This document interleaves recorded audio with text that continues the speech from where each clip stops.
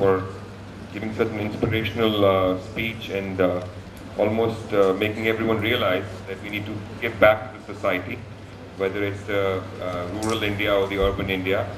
And unfortunately, the lady who was talking about poor India has already left.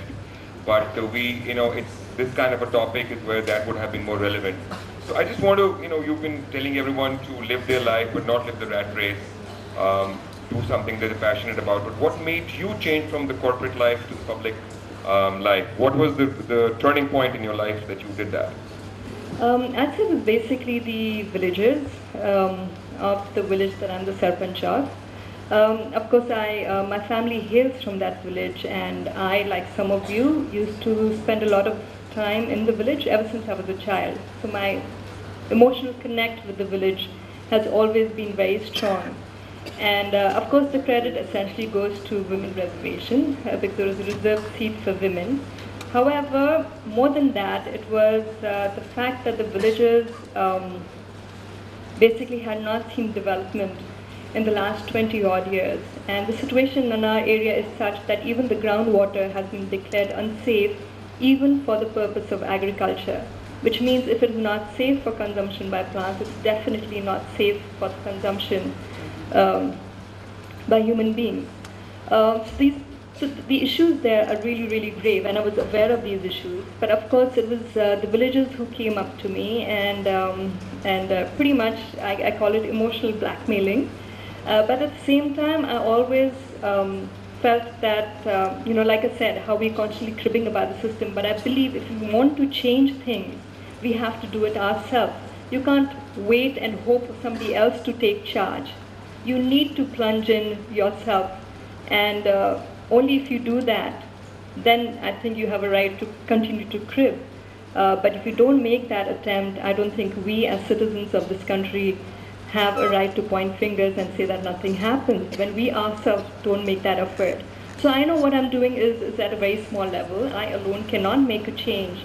But at least I'm making an attempt, at least I'm trying. And for me, I think that in itself is good enough for me. And also the fact that these 10,000 people in the village and the neighboring villages, if I can make life even a little bit better for them, it's making a difference.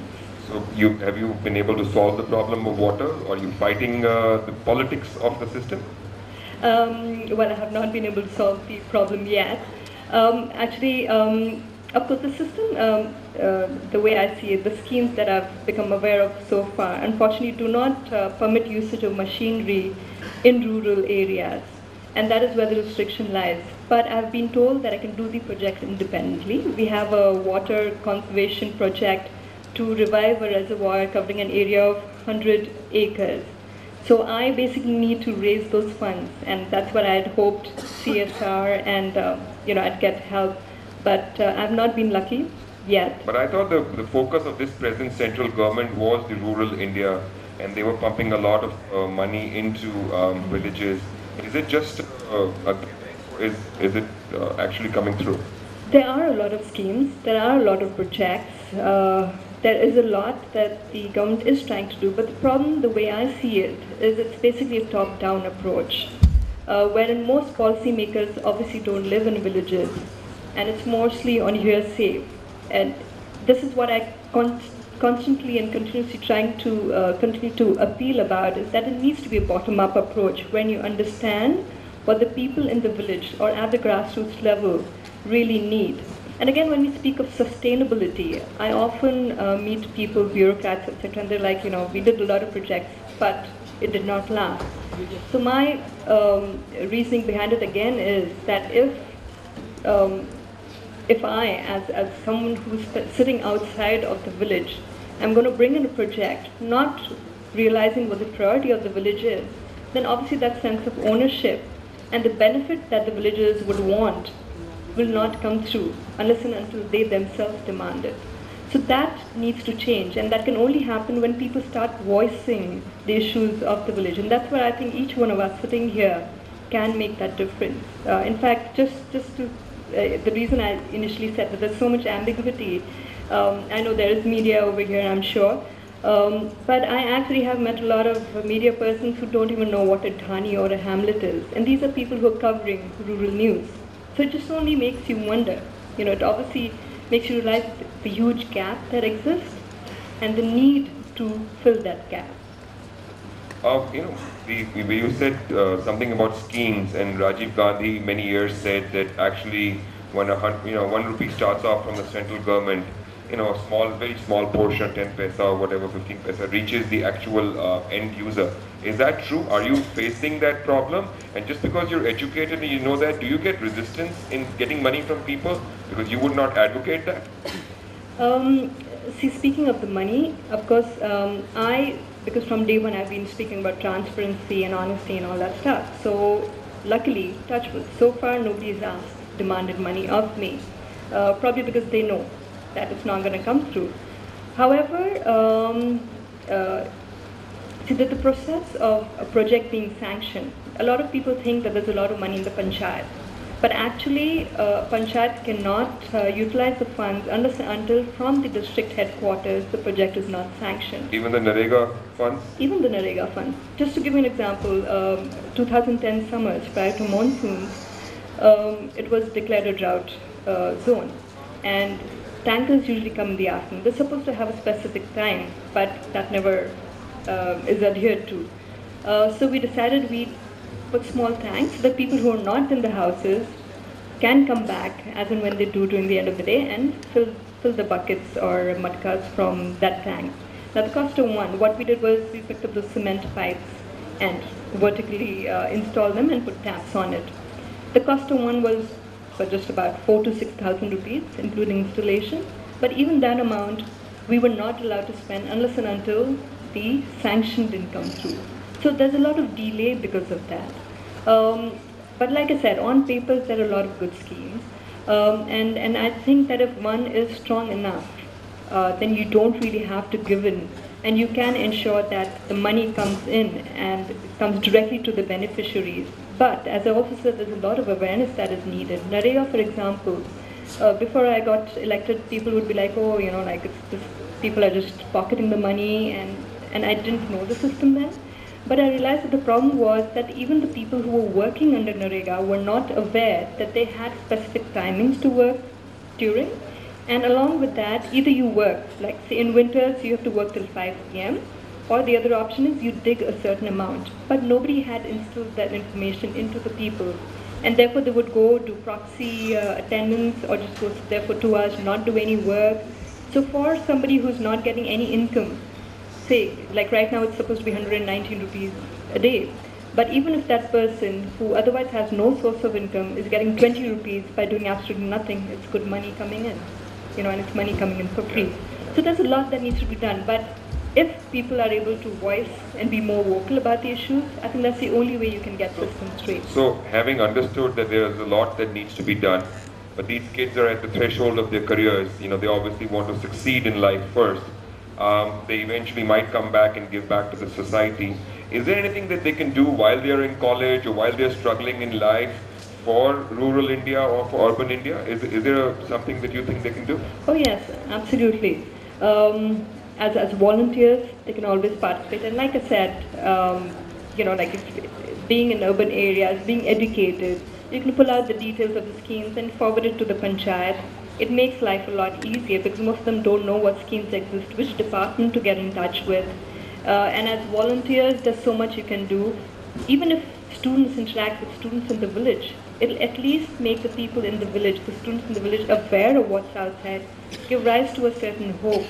And also I've noticed, in my village, for example, the only source of income is agriculture, which is seasonal. There are kids who go to school, but because they're educated and their parents are not educated, there's usually a gap in the sense, because of the education, they think that what their parents are doing or working in Narega is below the dignity. But if we, as volunteers, come forward to small projects like planting trees, and if they see other kids the same age group doing that, obviously that thought process will change, and they will respect what their parents are doing. They will respect those jobs by seeing urban kids doing the same. So there's actually a huge opportunity. There's so much more one can do. And even when you go into corporate world, The reason I spoke about sensitivity was because we get caught in the rat race and we forget about what exists other than within the sphere of the corporate world. So continue to remain sensitive towards it. And like I said, CSR, which is much written about the corporate social responsibility, we have not benefited from it. But I'm sure if there were sensitive people out there, that's the only way that connect would happen. Sure. Don't you think there's one sector where all these students can help, and certain organizations are trying to do that, to educate our kids? I mean, they can give basic elementary education. They can go there over weekends or on Sunday and take, educate our children. Maybe English speaking, maybe basic mathematics. Is that something that someone is doing in your village or around your village? That's basically what I was trying to say. In fact, just recently we had NCC girls come in and they did skits. They played with the villagers, including adults and children. And they created this awareness of sanitation and water conservation, and they also planted trees. So there, like I said, opportunities are huge. From taking a project to interacting with kids, that includes teaching them and stuff like that. And like how abroad they have the big brother, big sister concept. If that we could bring in here, where a city could adopt a village, where students could adopt a college or a school could adopt. Yes, absolutely. So sure. I think that'll be a great help. That's a great idea. I haven't really thought about it. Yeah. Okay. So, but the bigger issue on the political scene right now is corruption and Lokpal bill and Anna Hazare. What's your take on the whole thing? Like I said, if we need to clean the system, we have to become part of it. You can't be sitting outside and hope for that filth to be taken care of. Anna Hazare has taken a step. The good thing is that someone has finally taken a step. But I think we need to participate more, and more educated people need to come forward and take the lead, because I think all of us sitting here are leaders in our own way. And leadership actually exists in each one of us. And in fact, if I were to speak about myself, and if there were any of my seniors here from school, they'll remember I used to be a very quiet child when I was in school. And now here I am helping change a village. So that only goes to say that that element exists in each one of us. We just need to be strong enough to accept it and work towards it. And speaking about the system, I've actually met some really good and honest people within the system. The only sad part is we don't hear about them. We only hear about the negativity and the caretakers of the public. The entire perception changes. So it's important to remain focused and work towards it. So you're trying to tell these kids not to encourage corruption, to support people who are fighting institutions that indulge in corruption. But if they're caught in a situation where there's no choice, the systems are the way they are, you would still tell them to walk away from a situation like that, or? I'd say just stand strong and fight it. Again, if I were to give you an example, I don't know how many of you are aware of the Delhi traffic cops, but they obviously don't have a very good reputation. Now, when I was in college, I hadn't really broken any signal or anything. But there was a cop who saw, it was late evening, winter evening, he saw a Rajasthan number plate, and I was alone in the car, and I think he just thought I'll do a bit of arm twisting and get some money out of her. But so initially I was a little intimidated because I was alone and it was late evening. But I held my ground, and the best thing was that he was on a bike, and he left the bike on. And he walked up to me. So I turned around and said that, "Are you paying for the fuel?" He said, "No, the government pays for it." So I told him, "Well, that's our money and you're wasting it. So before you preach to somebody else, you need to take care of certain things yourself."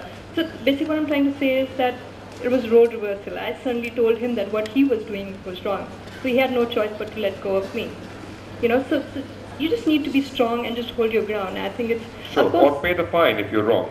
Yeah, if you're wrong, pay the fine. You need to be, we as Indians, we as citizens of this country have to remember that we are equally responsible for why situations are the way they are. If I'm going to say that corruption is bad, but if I'm going to pay a bribe, then I am at wrong. And then I don't have a right to complain about it. Sure. So before I go to the question and answers, one thing, does personal life suffer when you're in such heavy socially committed social life? Well, to an extent, but at the same time, I think it totally depends on the individual, how you balance it. Even when you're working in the corporate sector, these days one has to work long hours. It's not a 9-to-5 job. Even if you have a business, it's more commitment there.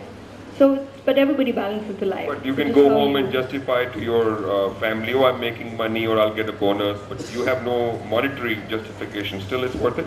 I think so, because see, it's me versus those 10,000 people. And fine, I may not be earning money the way I was earlier. Financially, yes, I have much to lose. But there's greater satisfaction in knowing that I can help those 10,000 people and make their lives better, and I think it's totally worth it. Great, thank you.